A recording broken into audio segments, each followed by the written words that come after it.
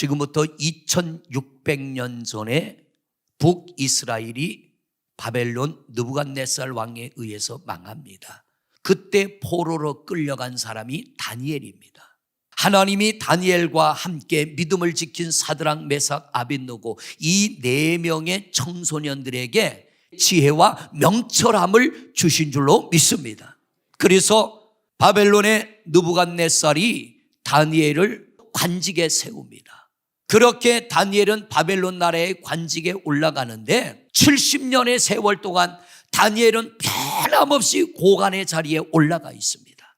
그리고 메데 바사가 바벨론을 망가뜨리고 다리오 왕이 메데 바사를 통치할 때에 그때에 이루어진 말씀이 오늘 본문입니다. 여기에 보면은 메데 바사가 120개의 도를 다스리는데 40개씩 잘라가지고 3명의 총리를 세워서 한 사람에게 그 밑에 40명의 고관들을 세워주고 그 40명을 다스리는 총리의 자리에 다니엘이 올라갑니다. 3명의 총리 중에 가장 뛰어난 자가 다니엘입니다. 그래서 이 왕이 이런 결정을 합니다. 3명의 총리 위에 다니엘을 세우려고 하는 겁니다. 그러니까 왕 바로 밑에 권력 서열 2위의 자리에 다니엘을 올리려고 하는 거예요. 그때 메데 바사의 고관들이 그걸 받아들일 수 없어서 우리가 저거를 가만두면, 왕이 하려고 하는 저 계획을 가만두면 우리가 날마다 다니엘에게 가서 보고하고 결제를 받아야 되는데 어떻게 이럴 수 있느냐. 그래서 이들이 내린 결론이 뭐냐면 다니엘을 어떻게든 끄집어 내리자. 어떻게 하면 다니엘을 끄집어 내릴까. 그래서 이들이 내린 결론이 다니엘 뒷조사를 하기 시작해요. 뒷조사.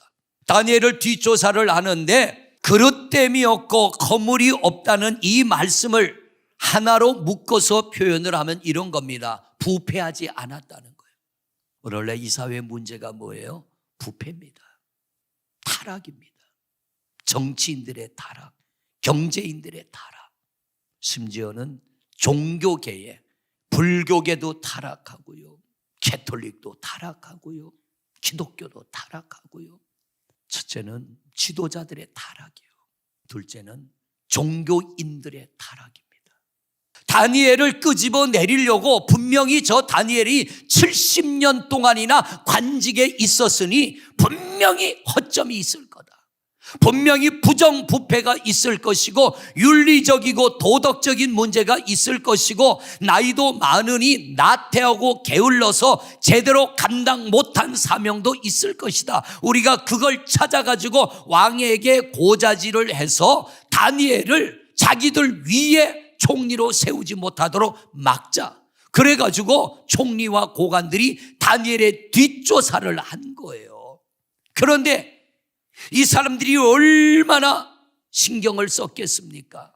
아무리 다니엘의 뒤를 파고 파도 끄집어 내릴 만한 문제가 없는 거예요. 허물이 없고 아무 문제가 없는 거예요. 어떻게 다니엘이 70년이라고 하는 세월 동안 이방 나라의 포로로 끌려가서 결국에는 메데 바사의 최고의 총리의 자리까지 올라갑니까? 깨끗함입니다. 한결같은 마음으로 하나님을 섬기고 깨끗한 마음으로 그 자리를 지켰기에 하나님이 그를 붙들어 주시는 겁니다. 우리 성도님들도 오늘 다니엘에게 있었던 것처럼 아무 그릇됨도 아무 허물도 없기를 바랍니다. 우리 성도 여러분, 아무 근거, 아무런 허물, 그릇됨도 허물도 없더라. 충격입니다. 어떻게 70년 동안 고위 간직에 있었는데 아무런 허물도 그릇됨도 없단 말입니까? 하나님은 그런 다니엘을 꼭 붙잡고 계시기 때문에 이들이 결국 왕을 꼬드겨 사자굴 속에 집어넣지만 다니엘은 멀쩡히 살아나와요. 왜? 하나님이 그를 붙잡고 계시기 때문에. 아무리 세상이 우리를 짓밟고 무너뜨리려고 해도요, 무너지지 않는 비결이 있습니다. 내가 하나님 앞에 깨끗이 서는 겁니다. 할렐루야. 세상 앞에 깨끗이 서는 거예요.